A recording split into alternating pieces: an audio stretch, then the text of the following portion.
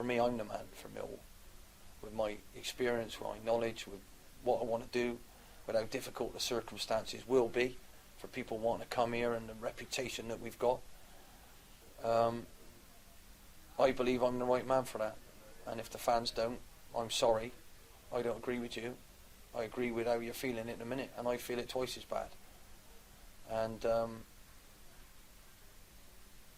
you can shout, you can bawl, you can do what you like. I'm still strong enough to take and prove long term that I will be a good addition to this football club. And I'm glad my chairman feels that, and I'm glad Andy Ambler feels that, and I'm glad all the other board of directors do. I've had a meeting this morning with my staff, with my team, with my players, and I've told them that, so hopefully that will clarify the situation. And what we need to do is make sure we give ourselves in this tough situation, and give our players in this tough situation the chance to not look over their shoulder, not worry about anybody's future, and actually go out there and express themselves and feel cared for, needed, and wanted by the supporters. And if we get that right, it's a very, very tough place to come for any opposition. I don't care how they're phased in the Championship at the moment. And I believe stronger together is the way to go, and I believe stronger together we can show everybody what we're all about, like we did the end of last year. You know, and my job, if that doesn't happen, is to make us stronger together in the future, to come back into and fare better into a division that is getting tougher and tougher and tougher without the parachute payments that everybody else has. So, you know, in my interview with the chairman, this is what we spoke about, and he believed that I'm the right one. He still believes I am, and I'm still totally, fully committed. No matter what I get, I will be doing my job, you know. And that's the way it is. I met a supporter and his son coming off the bus at 4 o'clock or 4:30 in the morning the other day. God knows what I felt he was going to say, and he gave me a hug and said very similar to what we're all talking about. We've struggled a few years, and hopefully you'll be the one to help us. And it meant the world to me, because at the end of the day it's very difficult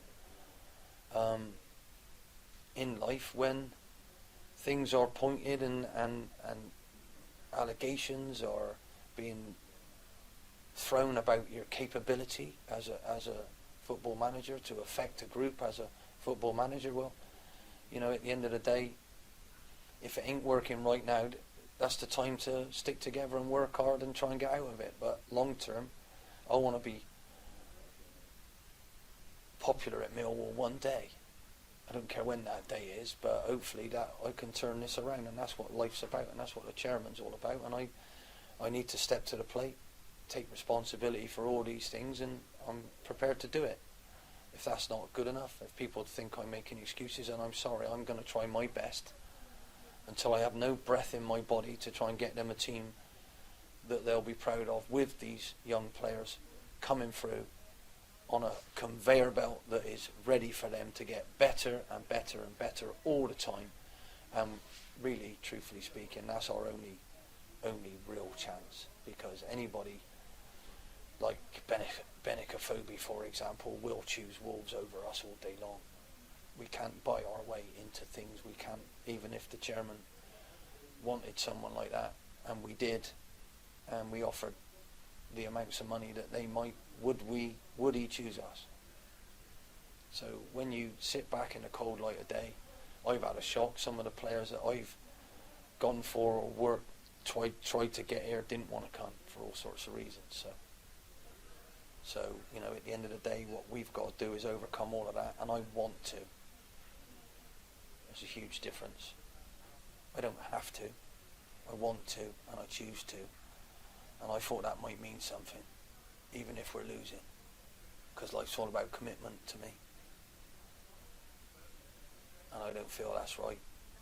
I want to win more than anybody ever dreams, and I'm going to keep working. But at the minute, from tee to green, we're as good as anybody in this division. Unfortunately, on the green, we're missing our putts, and that's losing confidence. So I believe we can turn this around like we did last year. You know, but I'm going to need some of them people who are injured to also come back to give us the right balance in that team, give us a bit more strength here and there. And more importantly, I'm delighted to add the likes of Fred coming back next year, maybe even John Marquis coming back, because we got that. I'm going to have to convince him that he'll have a place here to play. Otherwise, he probably won't. But we've still got that option. But I can't wait to see the likes of that on this pitch.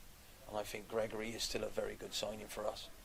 And he might, at the moment, I'm having to play him too much because other people are injured. You know, sometimes tucking him in, bringing him off the bench to take those opportunities. But he gets them and he will score. So you'll have Fred, you'll have Paris Cowanall, you'll have Lee Martin, you'll have Gregory.